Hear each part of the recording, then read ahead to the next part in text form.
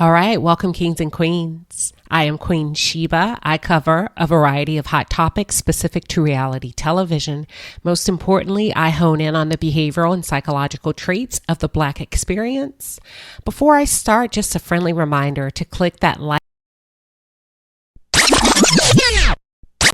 Today we will be covering and talking about Love and Marriage DC Reunion Part 1. Yes, the cast looked good.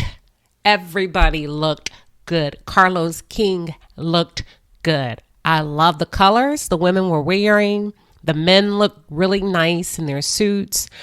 And, I was like, do they use the same wardrobe and makeup team on Love and Marriage Huntsville? Because this cast was slayed, okay? Like the makeup, the lighting, the hairstyles, everything was perfect.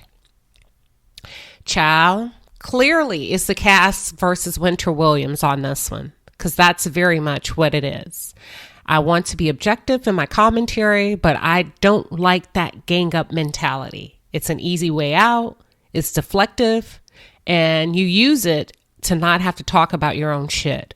We saw the exact same thing happen in Love and Marriage Huntsville. They did it to Melody Holt. That's not cool. At the end of the day, we realized, hell, we really don't know a lot about these couples because Melody was everybody's storyline. So I really hope Carlos King is able to reel that in, right? And not allow them to gang up so that we can stay focused on what they bring to the show. What's your story, right? Behind the scenes. And keep in mind, had it not been for Winter, the show would have been very lackluster because the other couples weren't really giving anything. Monique used the show to leverage her emotional needs, but that's not why we tune in, Monique, to reality television, to hear you cry about what your husband's not doing. That's cool. Share it in one or two scenes, but move the hell on. Shake that bone and move the hell on. I'll start with Jamie and Arena. I like them as a couple. Jamie is giving old school Unc vibes. I think he's solid, but he's old school. And old school Black men, they don't really talk about their feelings. They have a hard time processing and showing emotions. As a result, they internalize. And I think he leans more on the quiet side because he has a short fuse. When DJ Quick shared his background and how he was raised as not being able to show emotions as a young Black boy, because that does happen and that has happened, I can see a shift. I saw a shift in Jamie's posture, and I feel like there was definitely some likeness there, and he could relate to being raised in the same capacity. Carlos shared some of the questions and feedback that came through from Twitter, and he just point blank asked Jamie, are you abusive to your wife? And Jamie's wife, for those of you that don't watch the show, his wife is Arena.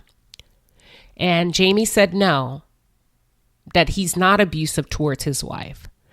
So when he did that, what they did is they went back and they rolled the camera to some of the scenes throughout the course of the show where he was very touchy in correcting his wife. He pulled her arm, he took his hand, turned her face towards him. So anytime he was trying to make a point, what they showed in the rollback is him touching her physically. And although he said no, he's not abusive towards Arena, I beg to differ. This is based on my observation. These are my personal thoughts. I've never seen, I don't know, but just based on what I've observed, I think he has put his hands on her. I don't know if it's been volatile, and it has not been shown as being volatile on television, but let me call something out.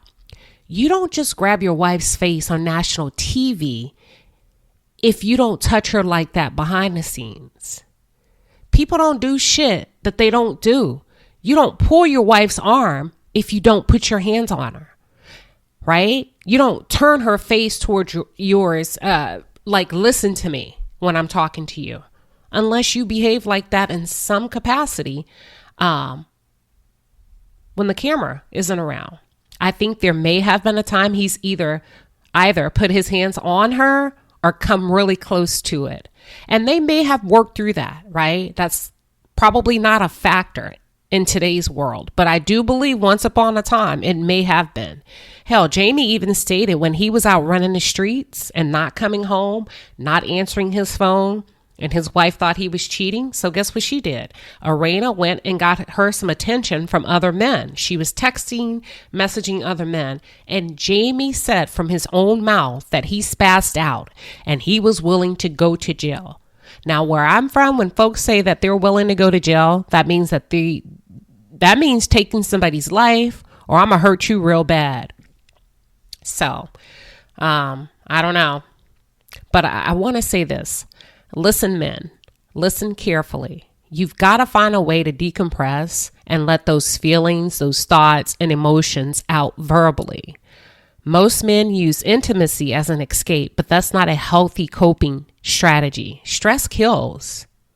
And when you internalize, your body eventually takes it out on you by way of stroke, heart attack, high blood pressure, whatever. So Jamie, my hope is that you utilize this platform as a vehicle to adopt a new way of thinking regarding your emotional health, and that you start to work with a life coach and or a therapist. Enough about Jamie. Let's talk about Arena. I like Arena. She's strikingly beautiful. She's sophisticated. I think she's a great wife, mother, and probably loved by her friends. She seems to be very patient. Please don't confuse that with long suffering. I talked about that in my first video. And she gives off this sense of nurturing qualities. I think she's a good fit for the show. She's a great balance between the other couples and the dynamics we've seen. I peg her for being trustworthy, and she'll probably do the right thing in most situations. I like how she showed Winter grace during the last episode prior to the reunion.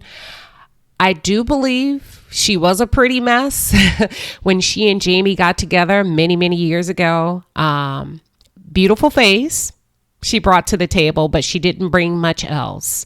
From Jamie's words, she was broke, but she was beautiful. She was in debt, but beautiful.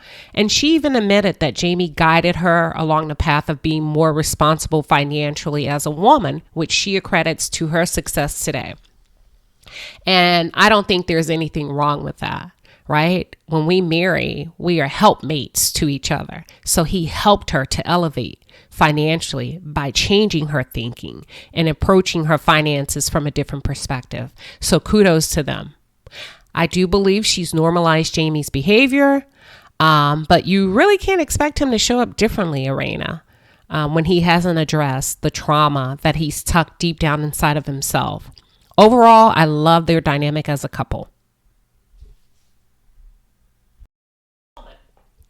Ooh, child. Let's go on to Winter. Winter Williams.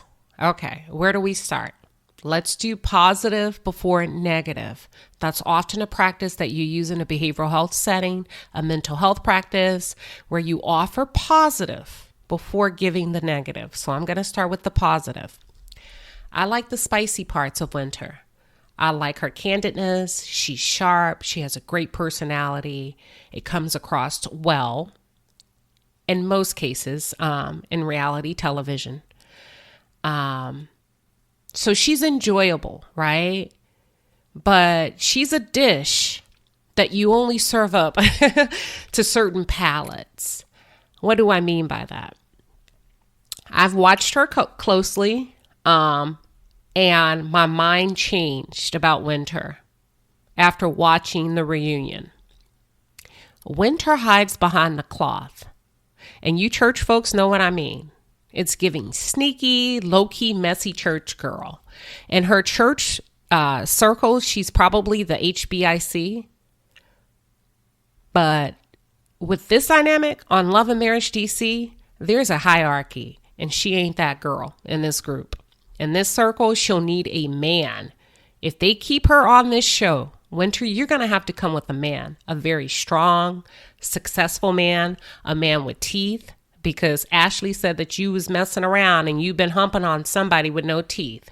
So this time around, you're going to need one that has teeth, one that has money, one that can hold his own. Otherwise, you do not fit in with these couples. I'm sorry. And I'm going to put you up on game, Winter. I don't care what couples are going through in the realm and in the space of married couples where you're the only single woman. Baby, you got to know when to hold them and when to fold them. Why in the world would you bring your ass on a reunion and accuse two of the men, DJ Quicksilver and Jamie, of cheating and not show any receipts? You didn't give up any tea. And when Carlos King directly asked you to give details, you retreated. And you hid behind the cloth. And you took on that church girl persona by saying, I don't reveal things like that. And bringing receipts is a new level of low. Low key, I think you was throwing shade at Monique. Because, you know, Monique's exit was after her last reunion on Real Housewives of Potomac. And Monique showed up with a book of receipts. So Winter, have a seat. Have several seats. You are that kind of girl, which is what I mean when I say low-key, messy church girl. If you were not that kind of girl, you wouldn't have said anything in the first place. You said enough to damage their images or cause their fidelity to be questioned. So if you're going to go there, you got to go there. You got to lay it all out on the floor. Otherwise, it's messy. You're poking and you're making enemies unnecessarily. And not only that, you're coming off as a liar. As a matter of fact, I think you do lie, or you get really close to lying. And I think you like to manipulate words. I think in the circles that you've run in, you were the alpha female. You were the cutest one. You were the more achieved, the highest esteemed one, and the smartest one in the room. You played yourself on this reunion. They want you gone. It's you versus the cast, honey. They want you gone. You messed up when you went against Ashley. And not because she's right and you're wrong. You just got to know your players. You got to know their arsenal. You got to know what they're armed with. Ashley and Quick will double team your ass all day. They're not going to stop until you're gone. Ashley started it back, I think, three episodes before we closed and got to the reunion. She's like, but I keep seeing you. I don't want to see you. I don't want to be around you. And you played yourself. Monique threw you under the bus from the jump backstage. She said, y'all aren't friends. She don't know why you're saying y'all are friends. You put yourself in a position where these women will stop filming with you. They're going to force you off of this show. It's chess, not checkers. Trust the queen when I tell you this. I don't think you're going to be invited back next year. I could be wrong. The dynamics are not there. It's not a good fit. It's about love and marriage. You're not in love, nor are you married. Even if they did invite you back, Winter, for the sake of your mental health, for the sake of your emotional well-being, I advise you to think twice. You are a target now, and that's not going to work in your favor in the long run. I'm moving on. Ashley and DJ Quicksilver. Woo sa. I had to go back and revamp my damn notes after Quick's reaction on the reunion. I don't like how you went in or you go in on women. That's kind of scary, dude, how you showed up. Your reaction was an overkill, and I want to know why. Y'all say she's not a factor, then act like it. Folks get talked about all the time. Why you pop off on a woman like that? Chris had to remind you of guy code. Like, dude, watch your tone. That's a lady you're talking to. So what's up with that? Quick. You cannot come after women when they're going at it. If you are going to be successful in reality television, you cannot, and you must stay out of women's business.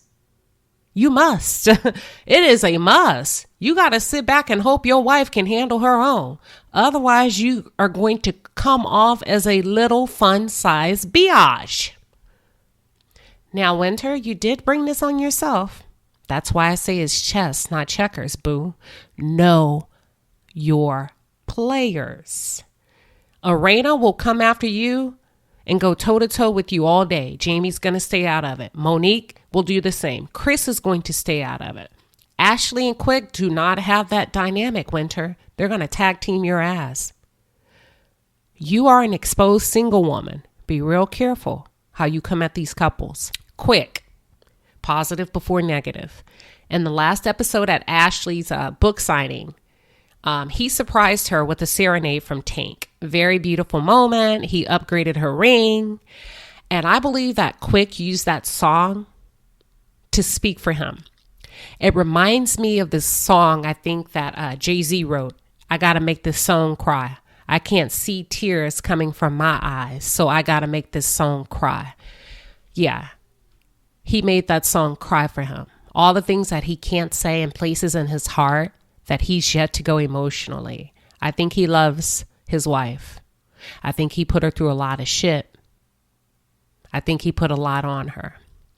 And in hindsight, it's evoked passion and emotion for her, and he loves her. But he has a hard time expressing himself. In some of the earlier episodes when he spoke to Jamie's son about his life and how he was shot. Yeah, he was shot. He shared that as a result, he was paralyzed. But you know, the mind is a beautiful thing because somehow he manifested walking. And he did walk, but he had to learn how to walk again. And the first thing that popped into my head was, damn, he'd be a great circuit speaker for youth programs, rehabilitation programs, because young men tend to listen to him. I think when he uses his masculine energy in a positive way, he would be a great neutralizer. He works a lot because it's a way to channel some of the unseen aggression that he hid very well until the reunion. It came out abruptly in his response to Winter. Quick, you are a hothead. You have to be very careful because you have not worked on that. That's actually a weakness, and that can cause you to get yourself in a lot of trouble. I believe you are type A personality, and those type of men work very hard, almost to working themselves to death. So a good balance for you would be to step back and use the mentoring piece as a way to balance your energy. Now we can move on to Miss Ashley. Ashley's the kind of girl that's going to watch you very carefully. And now I know why. She's a Scorpio. Nothing gets by Scorpios, which is why she called Winter fake. So she sees through the shenanigans.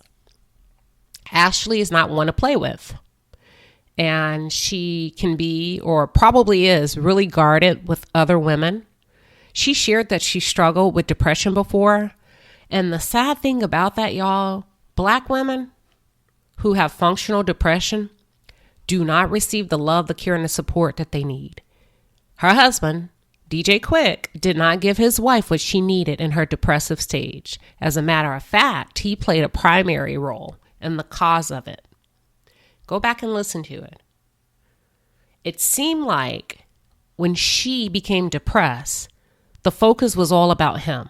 And as a coping strategy, what she started to do was overpour into her children, her husband. That's his job.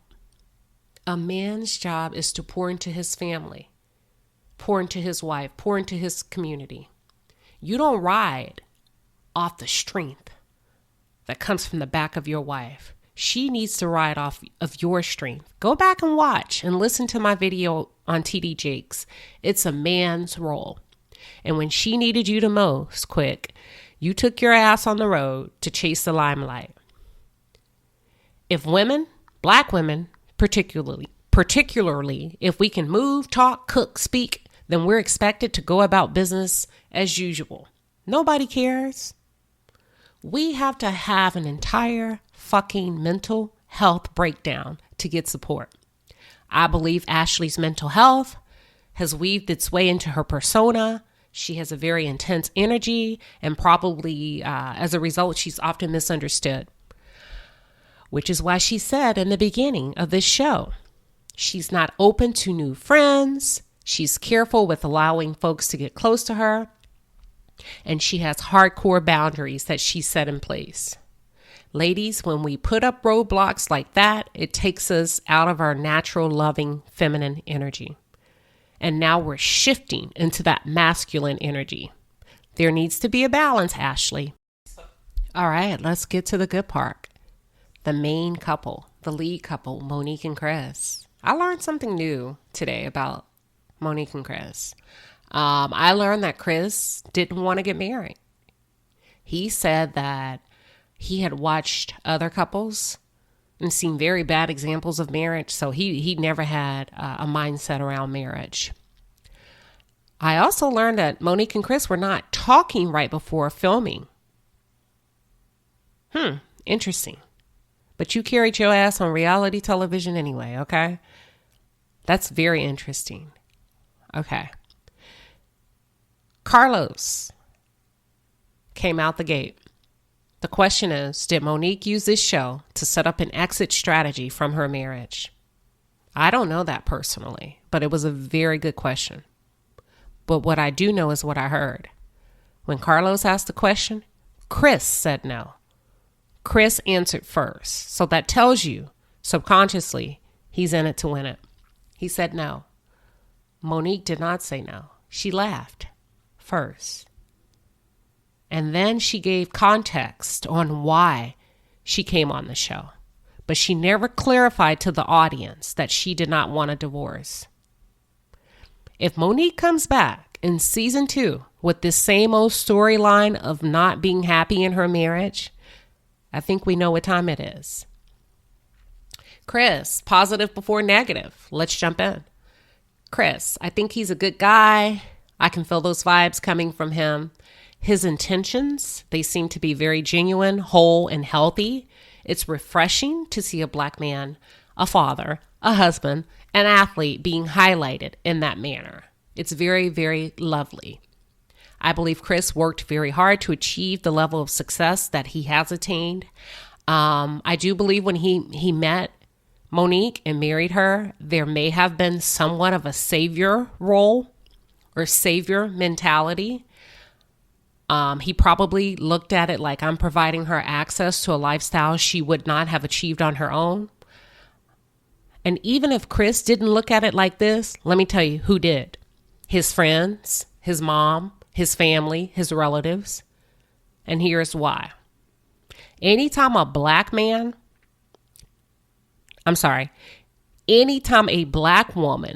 is chosen by a Black man with money, she will be labeled as a gold digger, whether she's a gold digger or not. The mama is going to be like, she's after my son's money. The family will create mess, gossip in the background, questioning the intentions of the woman. This is the downside of a dynamic like this. In the past, I believe Chris may have fed into the hype. He may have been feeling himself, being in a spotlight, being in impeccable shape, having money in his pocket, having access to any woman that he wanted, yet he chose Monique. I believe he did not protect his wife as he should have in the past. He may have even thrown it up in her face years ago or before the kids came. That's why you saw his mom being blatantly disrespectful to Monique at that dinner scene in The Real Housewives of Potomac. His mama sat openly at a dinner and talked shit about Monique while that girl was sitting there, which tells me at one point in time, Chris, you may have left Monique to fend for herself emotionally against your family. It wasn't until Chris saw his own mother's behavior on national TV that he cut her off. And that's what I mean by long suffering. Why would you allow your wife to suffer that long when it came to your mother? Why did it even have to get to a point where you, not Monique, you became embarrassed, and then it was too much, and then you drew the line in the sand, and then you set boundaries? So technically, Chris, I'm sorry, I like you, but I got to keep it 100. You did this for yourself and not your wife. Monique, which may explain some of the resentment that Monique has. Monique has probably had to prove herself from day one since getting involved with Chris. I believe for years she's probably been in this heavy place of working to prove her worthiness. By cooking, by cleaning, smiling, entertaining family, friends, so that she's not attacked, so that she comes across as being a good wife. She plays nice. She plays well with others because guess what? He saved her. Guess what? You want my son for his money. Guess what? You didn't have shit when he met you. All of that she's up against. It's not fair, but it's the reality of it all. And then I think one day she woke up as a woman. She had an epiphany like, damn, this marriage has been work for me. It's not fun. There's no love. There's no honor. It's work, work, work.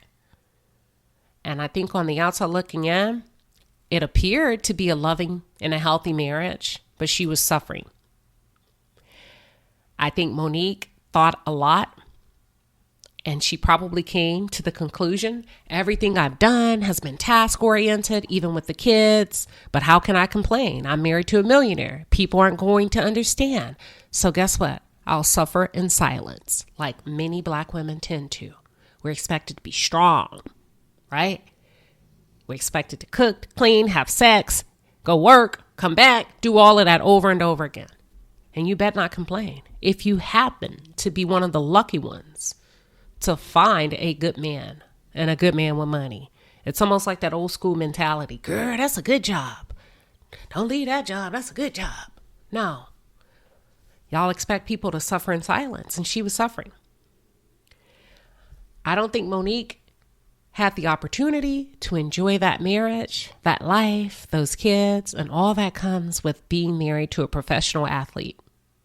It's all been task-oriented. If you don't believe me, go back and peep those scenes from The Real Housewives of Potomac with her interactions with the kids. It was task-oriented and instructional. Do this. Let me comb your hair. Wash your hands. Use a spoon. I'm not saying, don't confuse this with not loving. Everything became work for her. And then when we fast forward today, I believe Monique is in a spiritual and a mental warfare. And the only thing that's going to make it better is a sincere and a deep, heartfelt apology from Chris. Otherwise, she's going to punish him and she's going to make him suffer like she suffered all of those years. Don't get it twisted. She will leave Chris if he doesn't bow down. She's not looking for a general apology. She's looking for him to bow the fuck down. That's what it's come to. She's dropping hints. She's careful about it. I think she's carefully thought about it. She said we weren't speaking before filming. She said, I've been patient for 10 years. I don't think I can wait any longer. When women start saying this shit, y'all better listen. We ain't just talking. Don't matter if you got money. Don't matter if you were in the NFL. I'm tired. Chris, I think you're a good guy. Now, I think you may have, not have been as nice and loving to your wife. Not confusing that with abuse or anything like that. I think you may have taken her for granted. But if you want this marriage to work, then your apology will need to be something like this. Monique, I'm sorry for how I've treated you over the course of our marriage. I looked past you. I expected you to be a wife, a mother, I never stopped to consider your feelings. I talked shit to you earlier on in the beginning stages about how I saved you. And you know what? Now that I think about that, that's wrong.